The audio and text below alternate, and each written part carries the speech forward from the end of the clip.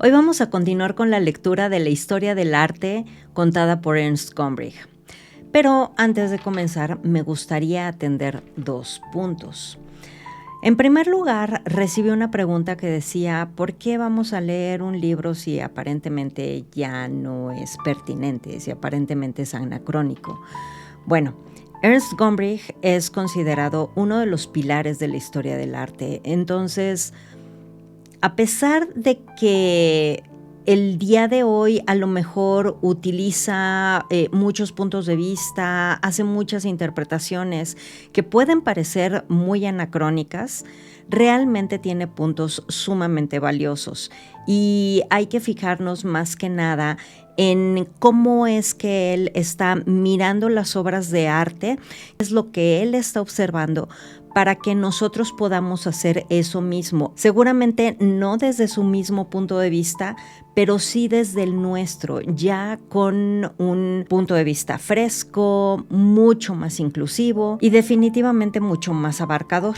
También es cierto que a partir de que fue escrito este libro, muchas otras investigaciones han salido a la luz y eso también hace que las interpretaciones se modifiquen. Aquí mi propósito es brindarles a ustedes todas las herramientas para que se puedan formar su propio criterio. Es incentivar el pensamiento crítico. Es decir, ok, este señor es súper famoso, es una eminencia dentro de la historia del arte, pero vamos a tomar todo lo que dice con 2 granos de sal y vamos a formarnos nuestro propio criterio. Habiendo dicho esto, les voy a compartir mis impresiones acerca de este primer capítulo.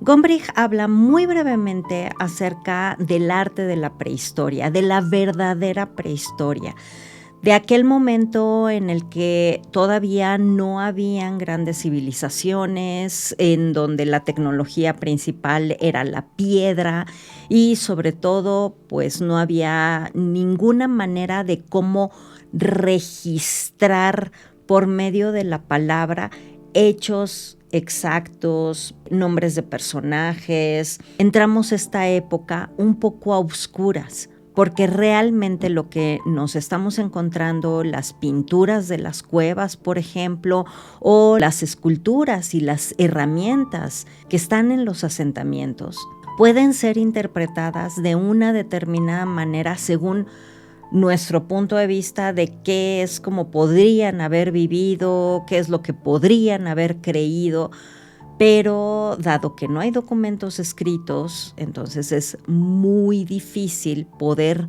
realmente como meternos dentro de lo que sería esa experiencia, la experiencia de la prehistoria. Durante el siglo XIX y una muy buena parte del siglo XX, se pensó que lo más importante para el ser humano prehistórico era la caza y era el dominio de los animales.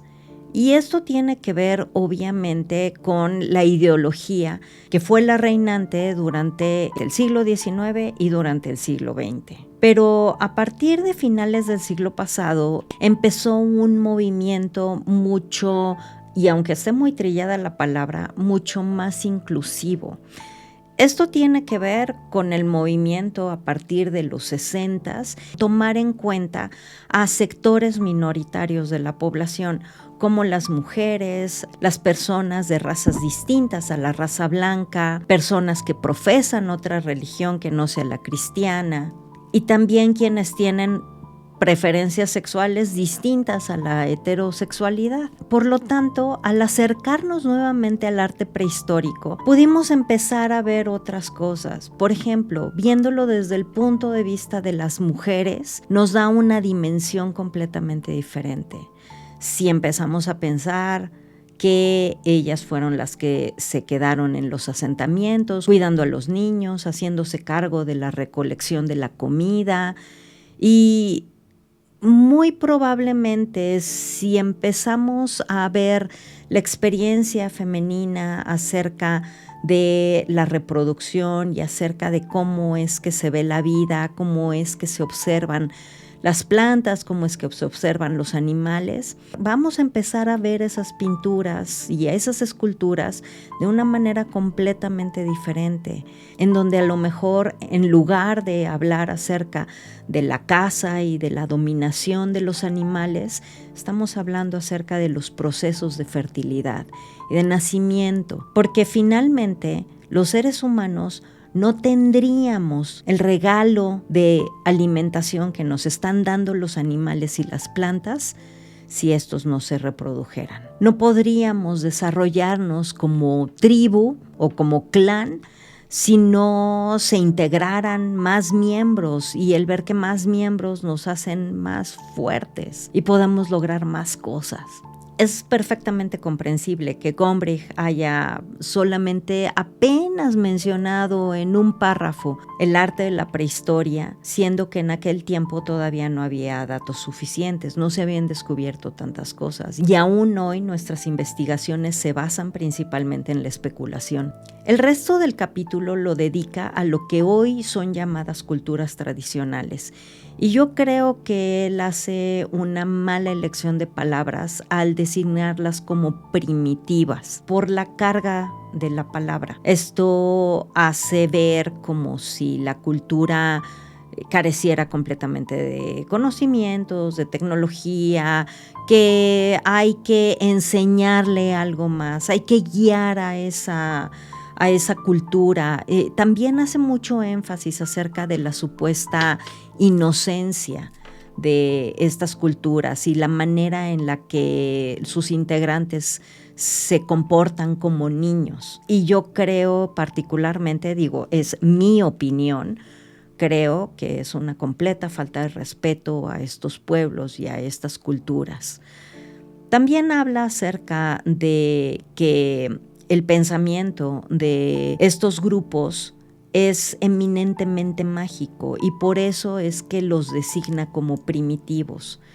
Sin embargo, si nosotros volteamos a ver nuestra cultura occidental aparentemente completamente civilizada, en la era digital, súper tecnológica, pues realmente, a pesar de que tenemos la herencia de la ilustración de ver el mundo de una manera completamente materialista, la gente sigue los estatutos de la ciencia y de la religión de manera dogmática. Otro ejemplo, también Gombrich habla acerca de que en estas culturas primitivas los objetos tienen un mágico poder, pero ¿qué podemos hablar acerca de los objetos que se encuentran en las iglesias, las estatuas que son objeto de peregrinación? Hay piezas que la gente se acaba las rodillas, las deja peladas, sangrando en el pavimento para que la imagen le haga un milagro.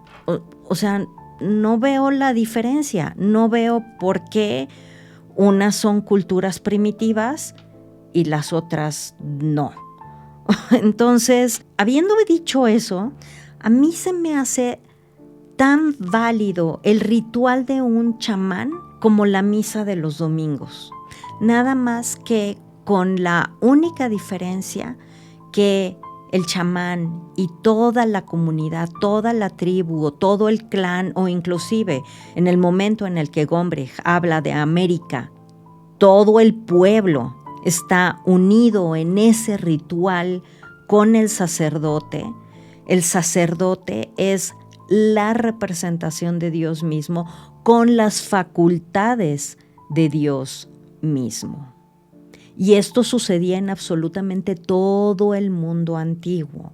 No es una particularidad de estos pueblos llamados primitivos. Y hoy en día, en las grandes religiones, Dios está allá lejos. O sea, sí hacemos el ritual y todo, pero Dios está lejos. Hay una comunicación, pero no hay una verdadera conexión en donde el pueblo ejerza un poder dentro de su propia realidad. Esa es la única diferencia. Y es una cuestión de creencia.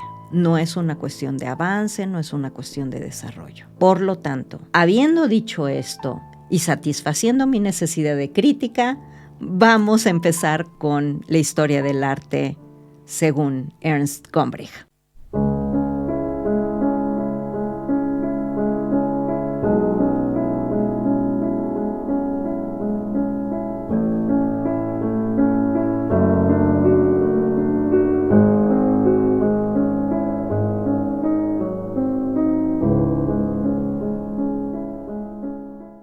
La historia del arte, por Ernst Gombrich.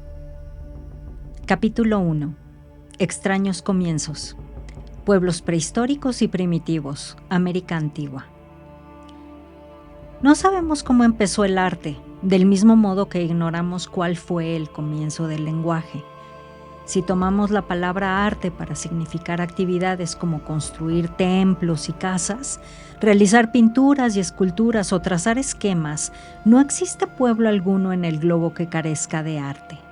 Si, por otra parte, entendemos por arte una especie de lujosa belleza, algo que puede gozarse en los museos y en las exposiciones, o determinada cosa especial que sirva como preciada decoración en la sala de mayor realce, tendremos que advertir entonces que este empleo de la palabra corresponde a una evolución muy reciente y que muchos de los mayores arquitectos, pintores y escultores del pasado jamás pensaron en ella.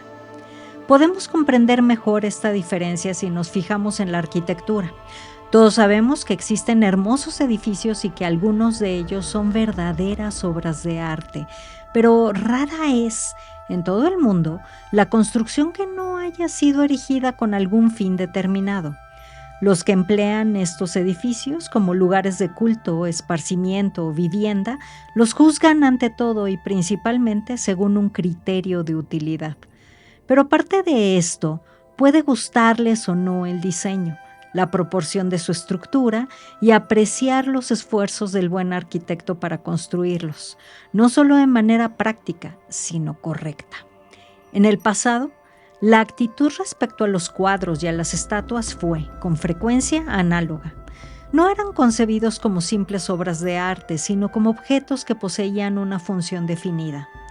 Estaría pobremente dotado para juzgar la arquitectura quien ignorara los requerimientos a que obedecía su construcción. Análogamente, no somos aptos para comprender el arte de otro tiempo si ignoramos por completo los fines a que sirvió. Cuanto más retrocedemos en la historia, más definidos, pero también más extraños, son esos fines a los cuales se suponía que el arte tenía que servir. Y lo mismo sucede actualmente si dejamos las villas y ciudades y nos dirigimos al campo, o mejor aún, si abandonamos nuestros países civilizados para viajar por aquellos otros cuyos modos de vida conservan todavía semejanza con las condiciones en las cuales vivieron nuestros remotos antepasados. Llamamos primitivos a esos pueblos no porque sean más simples que nosotros, los procesos de su pensamiento son a menudo más complejos, sino porque se hallan mucho más próximos al estado del cual emergió un día la humanidad. Entre esos primitivos no existe diferencia entre construcción útil y creación de imagen. En cuanto a la necesidad concierne, sus chozas están ahí para resguardarles de la lluvia, el viento, el sol y también de los espíritus que los producen. Las imágenes están hechas para protegerles contra otras fuerzas que son, en su concepto, tan reales como las de la naturaleza. Pinturas y estatuas, en otras palabras, son empleadas con fines mágicos. No podemos esperar comprender esos extraños comienzos del arte a menos que tratemos de introducirnos en el espíritu de los pueblos primitivos y descubrir qué clase de experiencia es la que les hizo imaginar las pinturas, no como algo agradable de contemplar, sino como objetos de poderoso empleo. No creo que sea tan difícil asimilar este modo de sentir. Lo único que se requiere es la voluntad de ser absolutamente honrados con nosotros mismos y preguntarnos al propio tiempo si no seguimos conservando también algo de primitivos en nuestra existencia. En lugar de comenzar por la época glaciar, empecemos con nosotros mismos. Supongamos que tomamos un retrato de nuestro jugador de fútbol favorito o de la estrella de cine que preferimos, publicado en un periódico del día. ¿Disfrutaríamos pinchándoles los ojos con una aguja? ¿Nos sentiríamos tan indiferentes como si hiciéramos un agujero en otro lugar cualquiera del papel? Creo que no.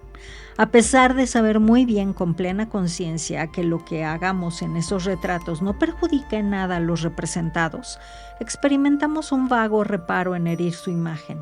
De alguna manera sigue existiendo en mí el absurdo sentimiento de que lo que se hace en un retrato se hace también sobre la persona que representa. Ahora bien, si no estoy equivocado, si esta extraña e irrazonable idea sobreviene realmente incluso entre nosotros en la era atómica, es bastante menos sorprendente que nociones semejantes existan en la casi totalidad de los pueblos llamados primitivos. En todas partes del mundo, los médicos o hechiceros han tratado de operar mágicamente en análogo sentido.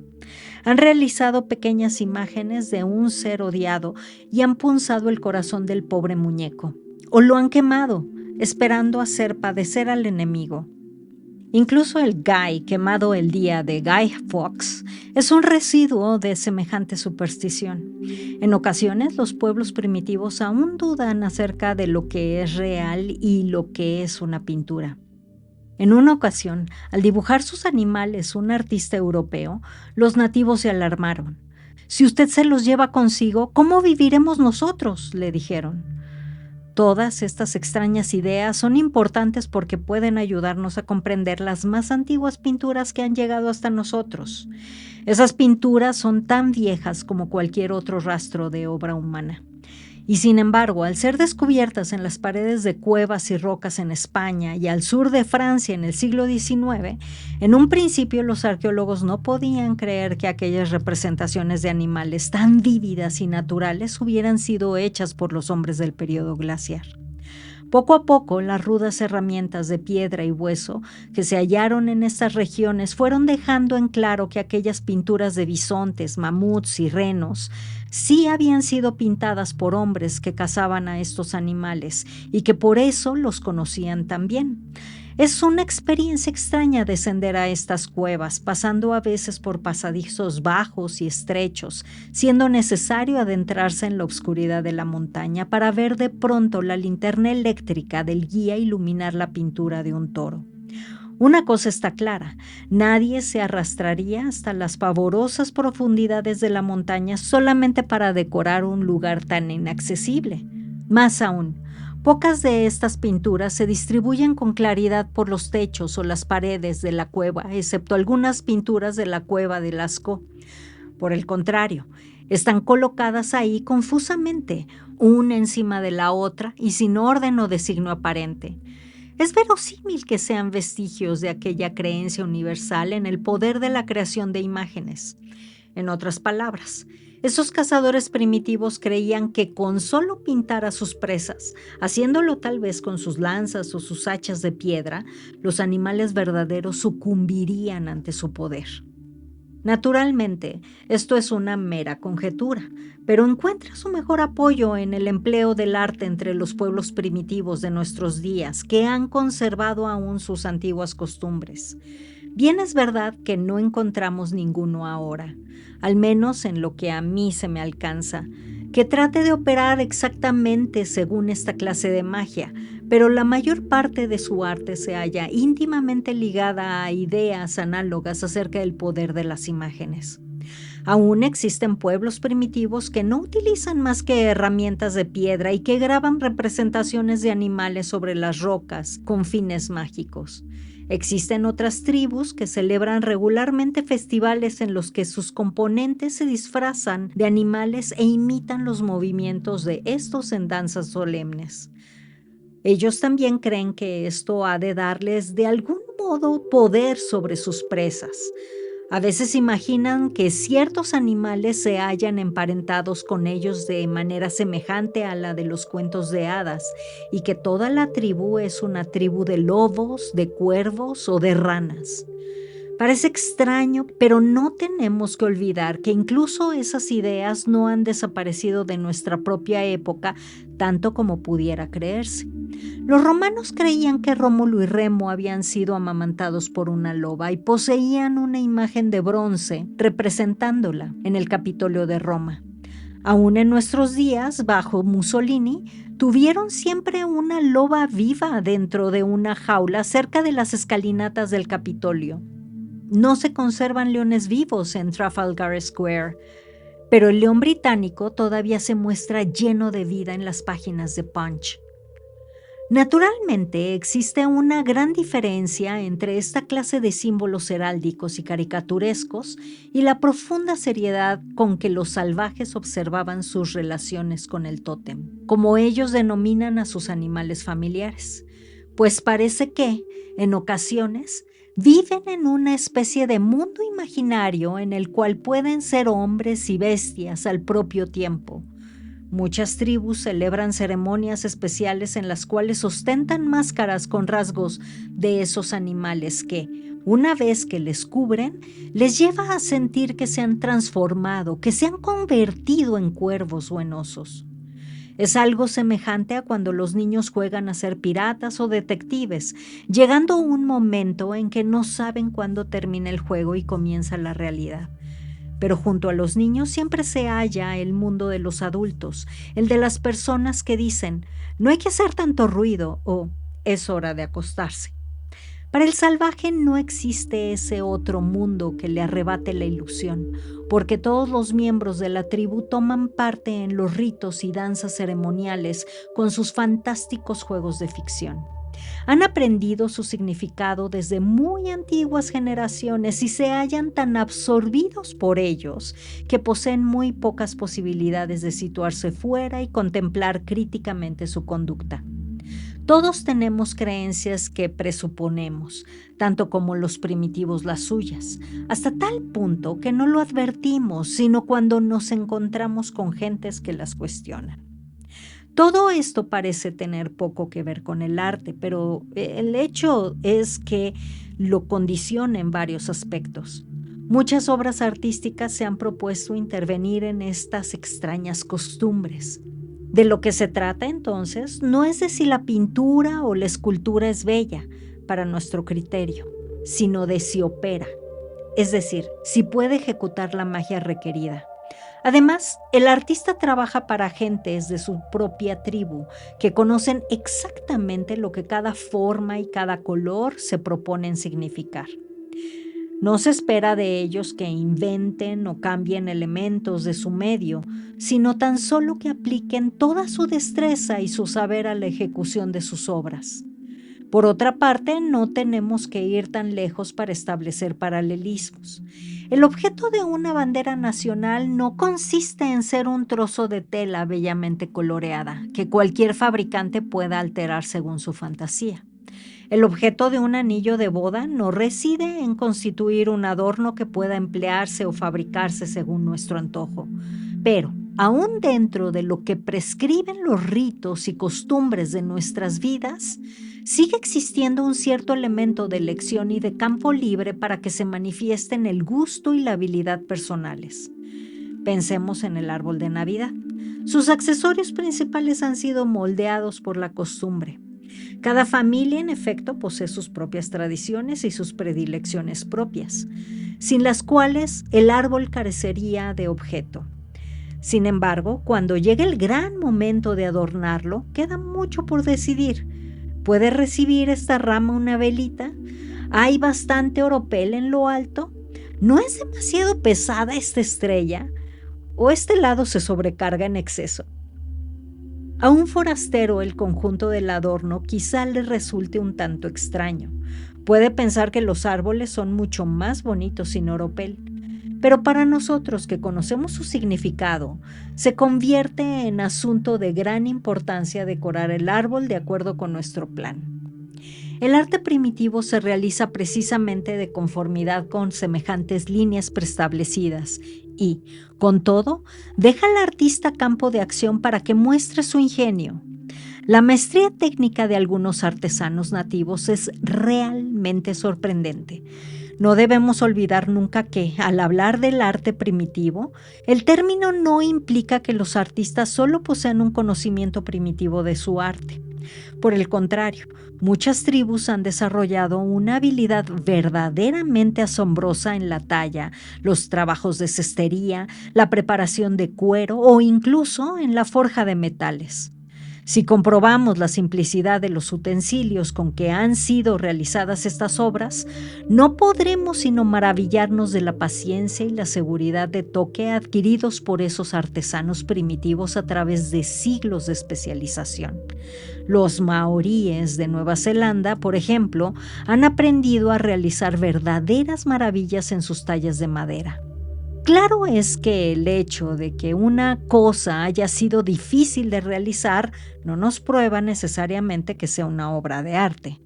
Si fuera así, a quienes construyen modelos de barcos de vela dentro de botellas de cristal, habría que situarlos entre los más grandes artistas. Pero esta prueba de destreza nativa debiera prevenirnos contra la creencia de que sus obras parecen extraordinarias porque no han podido hacer nada mejor. No es su criterio de ejecución artística el que se aparta de los nuestros, sino la suma de sus ideas. Es importante advertir esto desde el principio, porque toda la historia del arte no es una historia del progreso de los perfeccionamientos técnicos, sino una historia del cambio de ideas y exigencias. Existe una evidencia cada vez mayor de que, bajo ciertas condiciones, los artistas primitivos pueden producir obras tan correctas en su interpretación de la naturaleza como las mejor ejecutadas por un maestro occidental. Hasta mediados de este siglo no se había descubierto en Nigeria cierto número de cabezas de bronce que son las más convincentes representaciones que puede imaginarse. Parecen datar de hace muchos siglos, no existiendo ninguna razón para creer que los artistas nativos aprendieran su arte de algún extraño. ¿Cuál puede ser, pues, la razón de que tan gran porción del arte primitivo parezca totalmente extraña? Tal vez debamos volvernos hacia nosotros mismos e intentar experimentos que todos podemos llevar a cabo. Tomemos un trozo de papel o de secante y garabateemos sobre él una cara. Tan solo un círculo para la cabeza, un palote para la nariz, otro para la boca. Una vez hecho esto, miremos el monigote ciego. ¿No parecerá insoportablemente lastimoso? La pobre criatura no puede ver. Sentimos que debemos darle ojos. Y qué descanso cuando le ponemos los 2 puntos y al fin puede mirarnos. Para nosotros esto es un juego, pero para el primitivo no lo es. Un trozo de madera con esas cuantas formas esenciales constituye algo nuevo y distinto para él. Toma los signos que realiza como indicio de su mágico poder. No necesita ser nada más realista toda vez que la imagen tiene ojos para mirar. Esta ilustración muestra la imagen de un dios de la guerra polinesio llamado Oro. Los polinesios son tallistas excelentes, pero no consideran evidentemente que lo esencial sea darle a esa figura la imagen correcta de un hombre. Todo lo que podemos ver en ella es un trozo de madera cubierta de fibras entretejidas. Tan solo los ojos y los brazos están totalmente indicados por un cordoncillo de fibra. Pero al fijarnos nuevamente en ellos, nos damos cuenta de que basta con ello para conferirle un aspecto de misterioso poder. No nos hallamos todavía enteramente en el reino del arte, pero nuestro experimento del monigote puede aún enseñarnos algo más. Cambiemos la forma del rostro que hemos garabateado en todas sus posibilidades. Cambiemos la forma de los ojos de puntos a cruces o a otro trazo cualquiera que no posea ni la más remota semejanza con ojos verdaderos. Hagamos de la nariz un círculo y de la boca una espiral. Difícilmente cambiará, en tanto que su relativa posición continúe siendo aproximadamente la misma. Ahora bien, para el artista nativo este descubrimiento significará mucho probablemente, pues le enseñará a extraer sus figuras o rostros de aquellas formas que más le gusten y que mejor se adapten a su especial habilidad. El resultado puede que no sea muy realista, pero conservará cierta unidad y armonía de diseño, que es precisamente lo que con toda probabilidad le falta a nuestro monigote. Esta otra ilustración muestra una máscara de Nueva Guinea.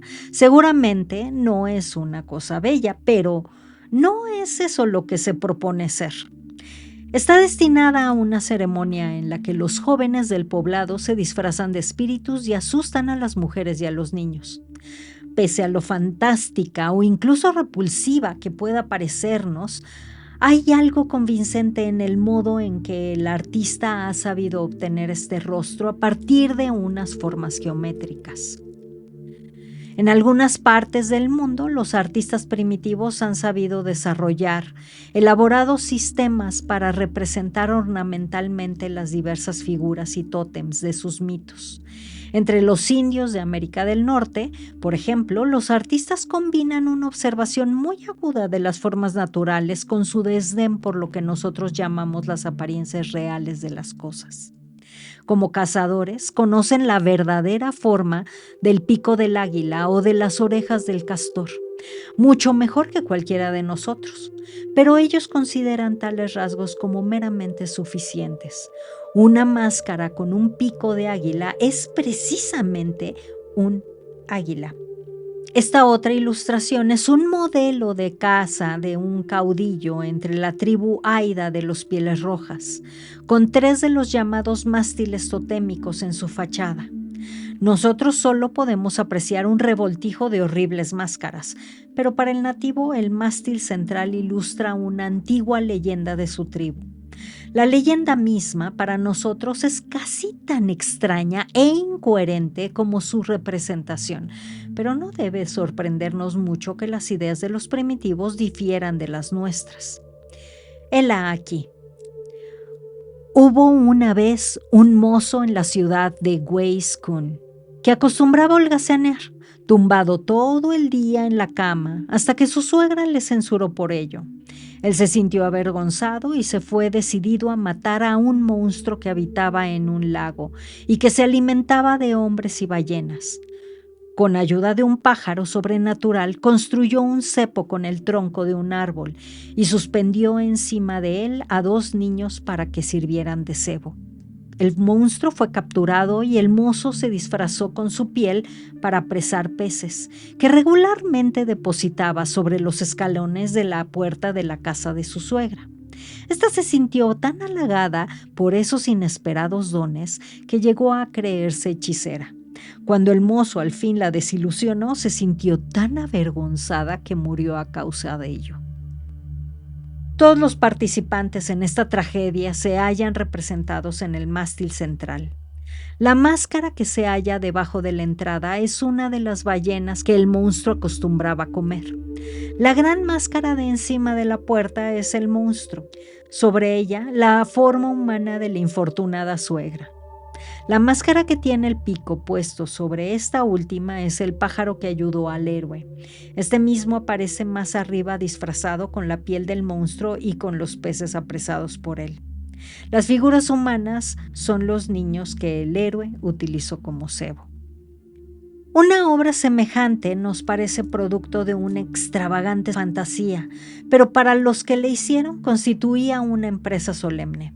Costó años labrar esos grandes mástiles con las herramientas primitivas de que disponían los nativos, y algunas veces toda la población masculina colaboró en la tarea. Fue para señalar y honrar la casa de un poderoso caudillo. Sin una explicación, no nos es posible comprender el objeto de estas creaciones en las que se puso tanto amor y trabajo. Así sucede frecuentemente con obras de arte primitivo. Una máscara como esta puede parecernos graciosa, pero su significado no es, ni con mucho, gracioso. Representa a un demonio de las montañas, devorador de hombres con la cara manchada de sangre. Pero, aunque no consigamos entenderlo, podemos apreciar la fidelidad con que las formas naturales han sido traducidas a una composición coherente. Existen muchas grandes obras de esta clase que datan de los extraños comienzos del arte y cuya exacta explicación se ha perdido probablemente para siempre, pero que podemos admirar todavía. Todo lo que nos queda de las grandes civilizaciones de la América antigua es su arte. He puesto la palabra entre comillas, arte, no porque esas misteriosas construcciones e imágenes les falte belleza, algunas de ellas son sumamente fascinantes, sino porque no debemos acercarnos a ellas con la idea de que fueron realizadas con fines placenteros o decorativos. La talla terrorífica de una cabeza de la muerte, perteneciente a un altar de las ruinas de Copán en la actual Honduras, nos recuerda los horribles sacrificios humanos exigidos por las religiones de esos pueblos.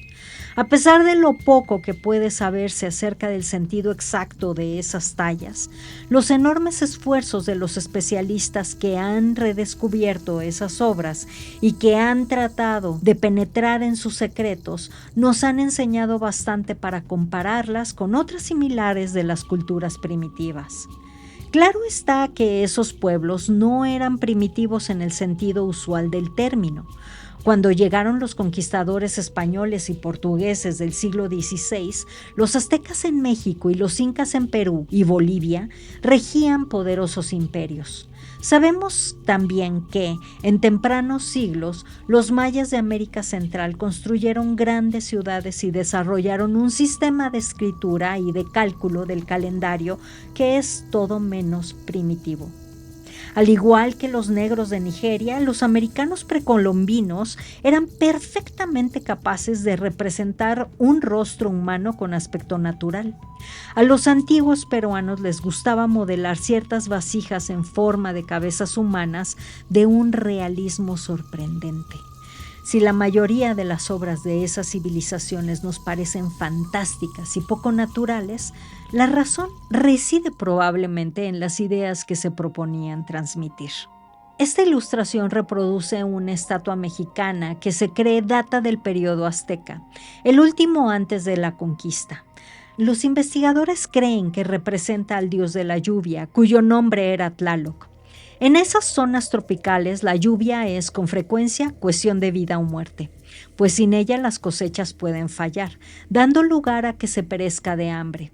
Se comprende, pues, que el dios de la lluvia y las tormentas asuma en el espíritu la forma de un demonio de terrorífico poder. El rayo en el cielo aparece en la imaginación como una gran serpiente y por ello muchos pueblos americanos han considerado a la serpiente de cascabel como un ser sagrado y poderoso. Si observamos más detenidamente la figura de Tlaloc, vemos, en efecto, que su boca está formada por dos cabezas de esa clase de ofidios, frente a frente, con sus grandes colmillos venenosos sobresaliendo de sus mandíbulas y que su nariz, asimismo, parece haberse plasmado con el cuerpo retorcido de una serpiente.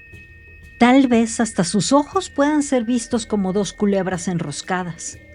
Vemos así cuán lejos de nuestro criterio acerca de la escultura puede llevar la idea de construir un rostro extrayéndolo de formas dadas. También podemos percibir algún vislumbre de las razones que han conducido a veces a este método. Ciertamente era adecuado formar la imagen del dios de la lluvia con los cuerpos de las serpientes sagradas que corporizaban la fuerza del rayo.